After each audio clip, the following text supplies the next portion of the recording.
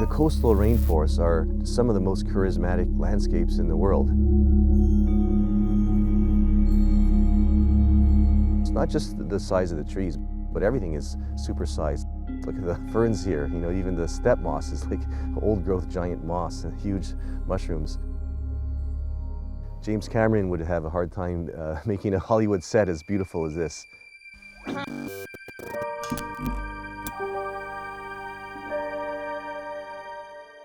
The coastal rainforest of British Columbia stretches thousands of miles from the border of Washington to Alaska.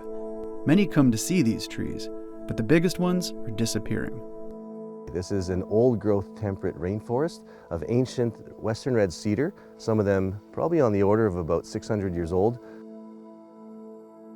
I always loved nature, and when I was growing up in Saskatchewan when I was 10 years old, I remember my dad bought me a natural history book where there was a black and white photo, taken from Washington State actually, of 4 couples dancing on a giant cedar stump with a guy playing the fiddle. And so it's for me to see that there were huge trees that 8 people could dance on the stump of really captured my imagination. I wondered if they still existed. Now there's probably about 3% of them left now, according to the satellite mapping. To me, this would be my cathedral. It's a place where I feel fully present. I have that sense of wonder, and I never get tired of being here.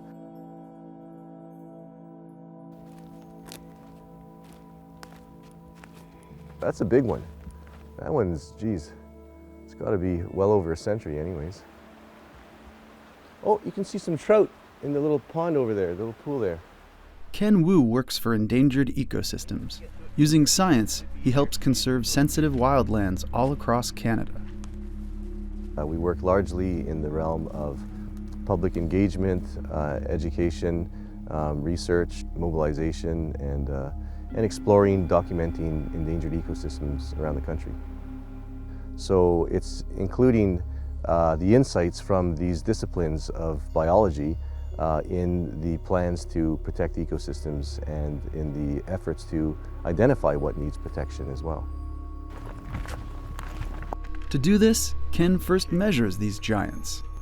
Their diameter, their height, their crown spread.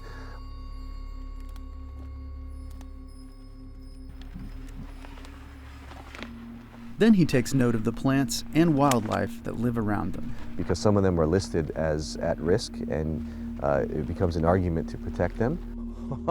This one's a monster. For the lower mainland, that's a hell of a tree. Well, I love the diversity of living organisms, big and small. Trees seem to be something that I've latched onto early on, and it's that sense of wonder and the understanding that there's something bigger than us. But much of British Columbia's forests remain unprotected, and the province still allows logging. An average of 77 million cubic meters of trees are cut down each year. Science informs us. It also helps us to figure out where we prioritize our efforts. It's important to survey the landscape with the knowledge of how it can match the policies that the government is devising to get some interim protection and eventually large-scale protection. The protection of nature and of native ecosystems, I think, is pretty much the greatest things that we can do and aim for in our lives and in our societies. This is the cauldron of evolution, native ecosystems, and it's the expansion of our awareness of and caring to go beyond ourselves, from being selfish towards aware of others. I think it's sort of the whole purpose in life.